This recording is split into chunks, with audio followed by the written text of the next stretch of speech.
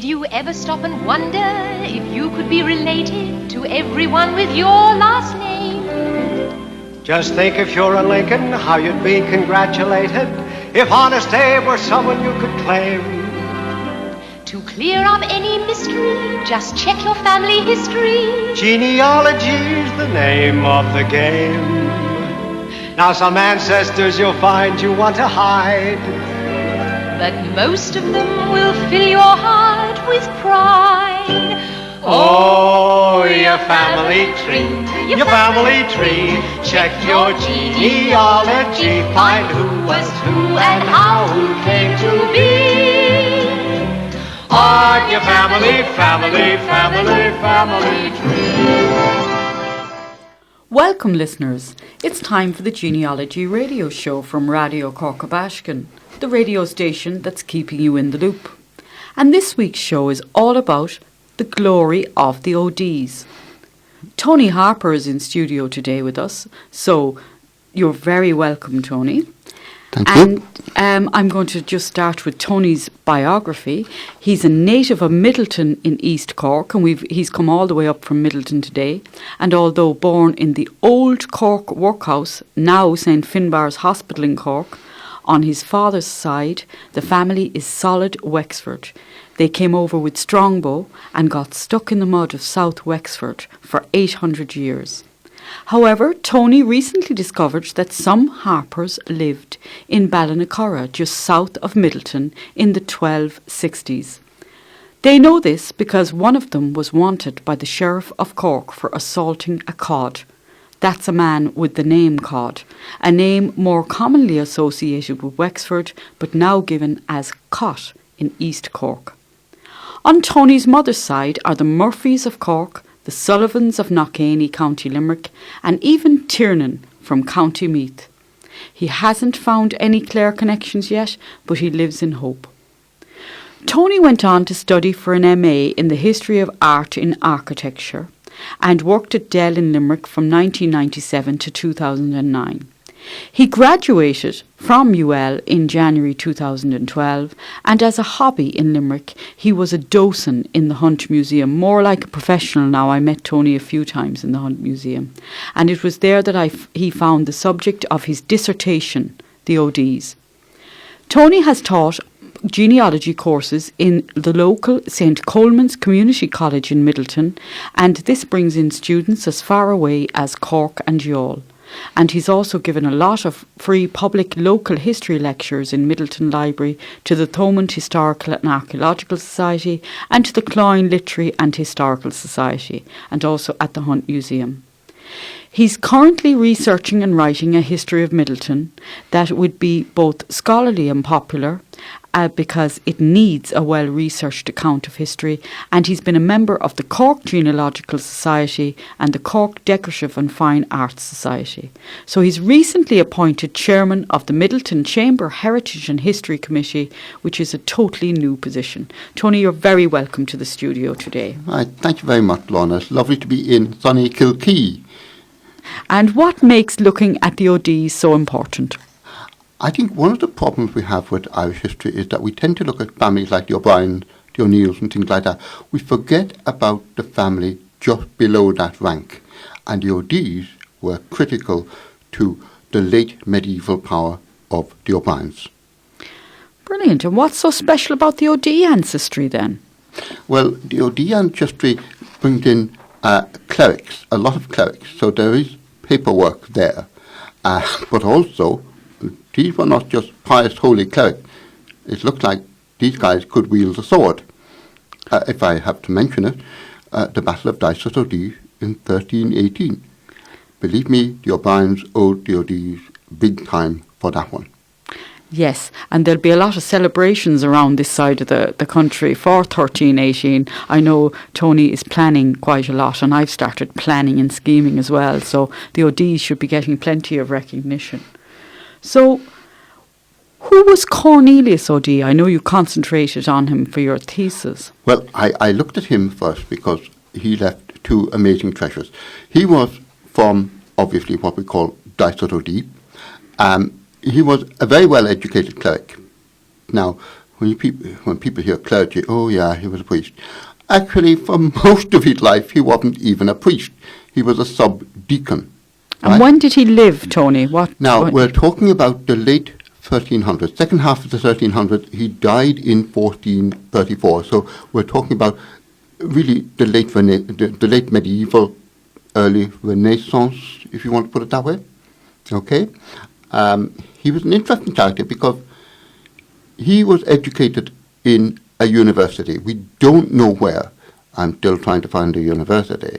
But he was definitely addressed as Magister Cornelius Odie, which means he had a BA. And to go to university back then, if you were Irish, it cost a bit of money, right? Which suggests that the family was well funded. And I have another bit of evidence there for you. This man was a 6-footer in his stockings. I know that because I measured him. Actually, I didn't. I measured his tomb, but I had to subtract a couple of feet. I mean, there was no way he was 8 feet in height, okay? But so he would have been a 6-footer. That means from birth he was well nourished. So definitely, as he said in one of the papal letters, of noble lineage. But there are a few problems with that lineage. The reason he has so many mentions in the papal registers is, first of all, in 1394, he is applying to have his position as a subdeacon regularized and get promoted. You see, he describes himself as the son of a nobleman and an unmarried woman. So straight away we find he's illegitimate. And he couldn't get promoted within the church unless he sorted that out. So he had to write to Rome, send a fee. The papacy loved the Irish clergy. They made money out of them. And what happened was the papacy would then give him a dispensation to be regularized and promoted. And indeed, what happened was he was promoted Archdeacon of Killaloe diocese. In other words, he was the number 2 to the bishop. That's excellent, and that's an excellent account of what happens there with the papal letters, which are a source for genealogy, by the way. So many of these can be sourced online, and these calendars are not just useless lists. They actually give the whole accounts of what people need to get dispensations for. So you're not, you know, he was educated, but what was there anything else unusual about him? Well, like father, like son, Cornelius had a girlfriend. Oh. Now, the term that historians use is a concubine, but I don't like the word because it suggests something like a harem that the Sultan of Turkey would be frequenting, okay? He had a girlfriend, and it seems he had her when he was a subdeacon. Now, I suspect he spent a lot of time as a subdeacon, which is the lowest ordained rank within the church. And then, 1394, probably, you know, his girlfriend had died, his children were growing up, because he had children, and he decided, I'd better sort myself out. And he wanted to get promoted. Now, the other interesting thing about him is, as I said, he went to university, he was addressed as Magister, but in 1398, somebody tried to get him removed from his position. And the Bishop of Killaloe received a letter from the Pope to say, get rid of this man and put this other man in his place. And the bishop basically tore up the letter. The reason we know this is because Cornelius is still in position as archdeacon after the letter arrives. Okay? So basically, the Pope had been told, go and think about that again by the Bishop of Killaloe. And what happened next is Cornelius almost certainly had to go to Rome to sort out the mess. That's very interesting. And what's interesting about this is these type of real life people with their career in the church, and the church is a career. And that's important to note as well, that although we see this is the administration of the medieval and early modern world. And the Odies, by having such a high personage, would have had a great deal of influence over what they did, and it would have helped them greatly. And we had a conversation before the show started about the Odies and their striking support role to the O'Briens. Yeah, they were almost like right-hand men to the O'Briens. Now, they were not necessarily the O'Briens' main war leaders. That seems to have been a role the O'Briens reserved for the McNamaras. But somehow I suspect that the role was much more personal. Turlough O'Brien, in the middle 1300s, was fostered by Donnacha Odie. Turlough was the father of Murchadach O'Brien, the victor at the Battle of Odie in 1318. And of course, the man who made that victory possible was Conor Odie, the chief of the Odies. Interestingly enough, you're going to find the name Conor popping up left, right and centre in that family. And so for our listeners, if you look up the Battle of Odie, this is where Richard de Clare makes war and gets killed very early on in the battle. But the battle does go on, and the Odies are there for hours, I'm informed by Tony, keeping their position and keeping their stance until the O'Briens come and finally win the Battle of Odie. And it's marked as a historic mark of the expulsion of the Anglo-Normans from Thomond, that part of Thomond, in 1318.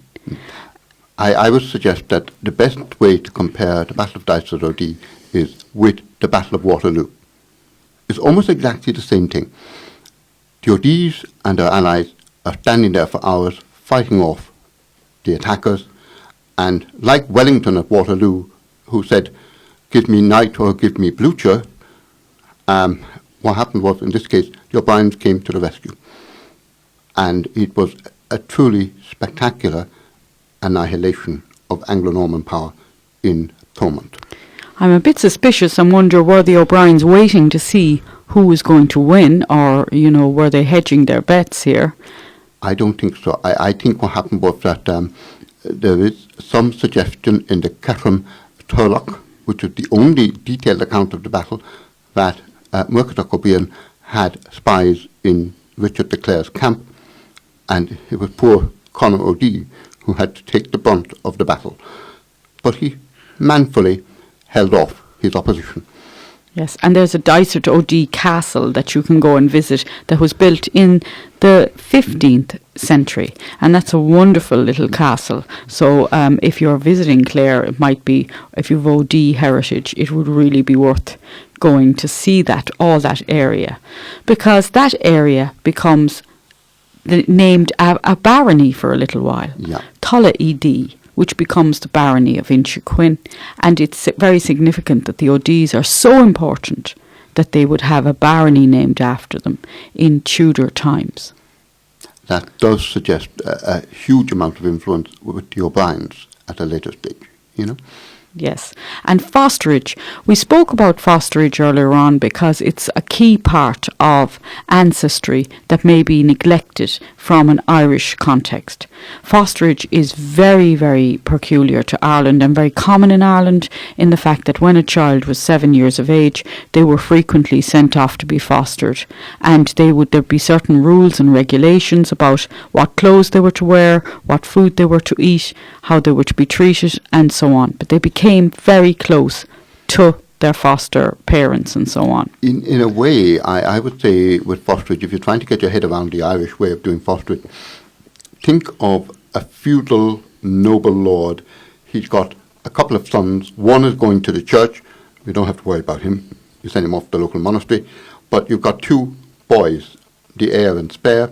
You send them off to two different noble families of similar rank, and there they would be carefully brought up as warriors, administrators, courtiers, future lords. And the Irish fosterage system was older, but it had the same principle.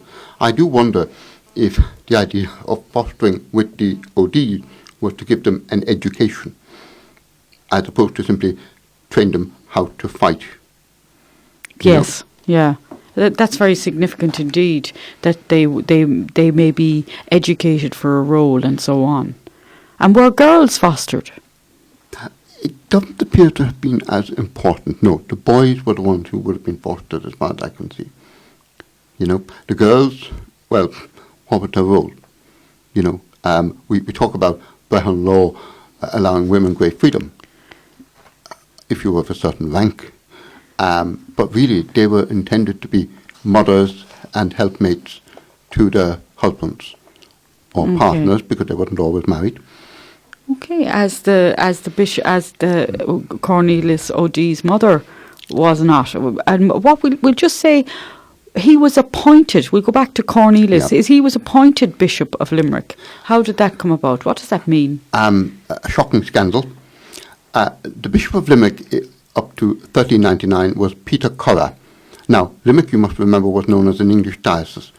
All the bishops would have been English or Anglo-Irish. Killaloe was an Irish diocese.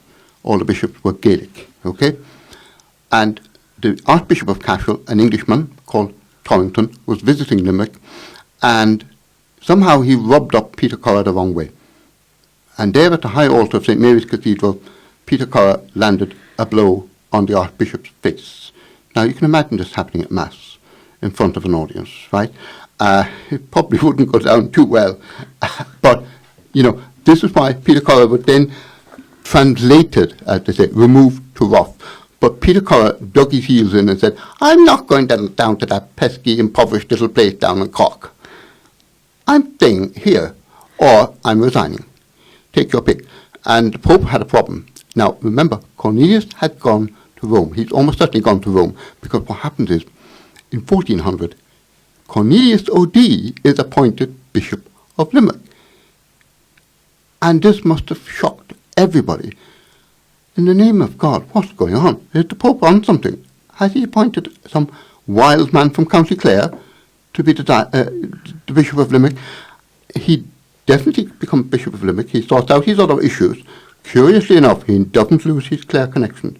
He keeps the rectory of Odie and one or two other lucrative positions, including the archdeaconry of Killaloe. And then he's made Bishop of Limerick. And he's actually quite successful, as far as I can see.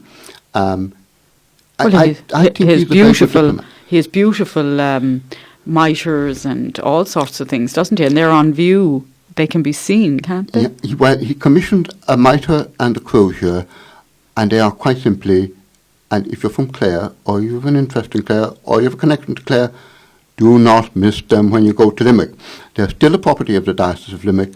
They were made in 1418 by an Irish silversmith, and they are quite simply the finest late medieval native Irish treasures anywhere. And even the National Museum in Dublin would love to get their hands on them, but the Bishop of Limerick has said, nope, they don't go beyond the Mulcair River. And they're on view in the Hunt Museum, isn't that correct? That's right, down in the treasury. Down in the treasury of the Hunt Museum. Yeah. So really, if you've got OD connections, you'll love to see those. So why would he have wanted to make those mitre and crosier so special? I think it had to do with a big event in European history, the Council of Constance. From the 1470s, there were two popes, and they had excommunicated each other and each other's followers. Now, if you're in medieval Europe, the great anxiety is to make sure your soul gets to heaven. Don't worry about getting sick. The doctors can't cure you. They're more likely to kill you. But you can cure your soul and get to heaven.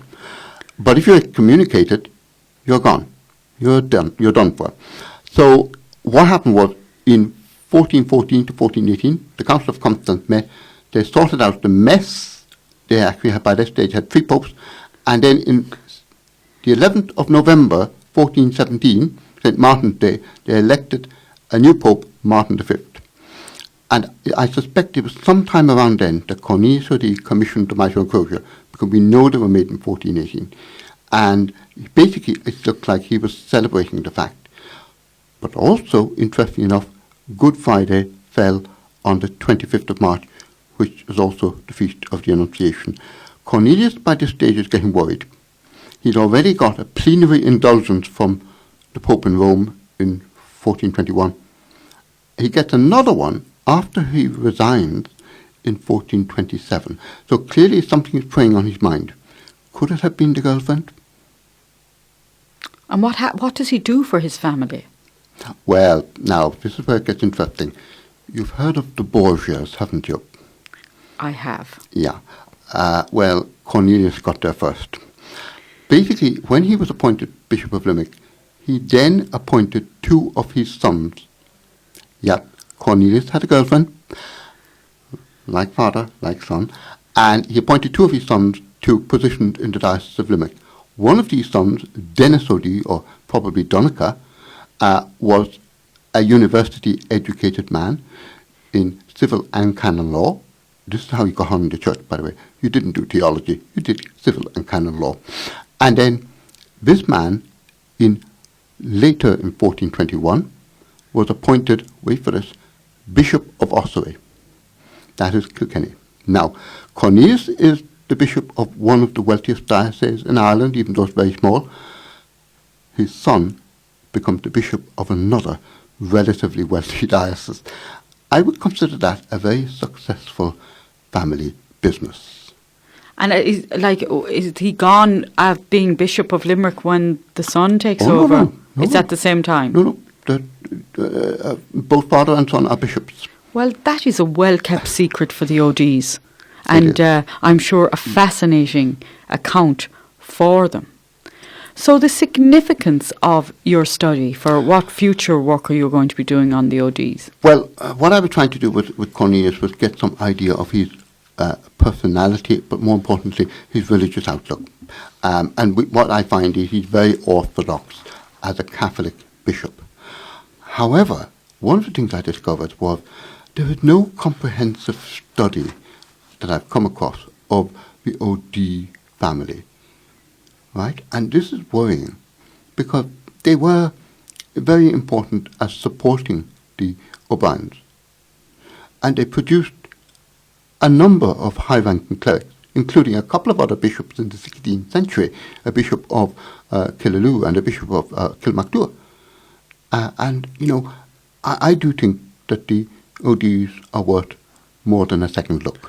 Oh, I certainly would agree with you, and I think you're certainly the person to do that, because these glimpses are very important, and these research areas and studies, because they uncover an awful lot about how the society worked and operated at the time, and we can best understand the lives of our ancestors and the difference in diocesan history, which has significance for parish history and which comes down to the history of our ancestors as well. So the Odies later on, well, I know we have a famous Odie near us in Lizzie Casey, who I said I'd mention today, Fanny Odie, and Lizzie Casey, it has a wonderful set of genealogy in there actually, of all the history of the place, and she was believed to be very famous for her eggnog, which was and also for the judge, the Norbury, who passed sentence on Robert Emmet in 1803. Yeah, these little connections are intriguing, right? And the curious thing is, who arrested Robert Emmet? It was a fellow, a constable, Sir, S-I-R. And the intriguing thing is that when I moved to Limerick, the Dean of St. Mary's Cathedral was Dean Morris Sir, who was descended from that man, and he said, "This is the proudest moment in our family's history. We arrested Robert Emmet." That's priceless, and I know we kept passing OD signs today, so we feel very confident that they are looking at us or listening today going, yes, you're finally uncovering the history of the ODs, which is a really important part. So these surnames are very intrinsic in telling us who supported who, what alliances people had, the links of the fosterage and that type of clan system, which is so important, and really getting another look at with the way DNA is working, and we'll very much factor in on those accounts, you know. So your plans, Tony, for you're writing histories of Midleton and doing all sorts. Can you just wrap up with telling us what you're doing? It's embarrassing that Midleton doesn't actually have a history between the covers of a book. And I said to myself when I went back down to Midleton in 2013, nobody else is going to do it. I may as well do it. Unfortunately, that is the way you have to do it in this country. Also, as chairman of the Midleton Chamber Heritage and History Committee, my job is really basically to bring the history out of the journals and the hidden corners and to push it into the public mind, but particularly into the tourism industry. Many people don't realise that Southeast Cork, Imokilly, the barony of Imokilly, actually has a clear connection on this occasion with the O'Briens. More precisely, Morach O'Brien, Morach of the Burnings, who was given Rosstellan Castle in 1660 by Charles II. And the O'Briens seem to have enjoyed East Cork very much for 2 centuries afterwards. Well, I wouldn't blame them for that. And thank you, Tony, for being such a wonderful guest today. That is Tony Harpur we've had in studio today, all the way up from Midleton in County Cork. And thanks a million for coming up to studio today. And just to tell you, the show is going to be podcast, and we'll put that up. It's called The Glory of the ODs. And you can call us on 065 9083 022. Text us on 089 422 8491 with suggestions for the show, or email us at info@rcb.ie. We're also on Facebook, RCB Radio, RAIDIO, or the Twitter handle Radio CB, at RAIDIOCB. So thank you for listening, folks, today, and we'll talk next week.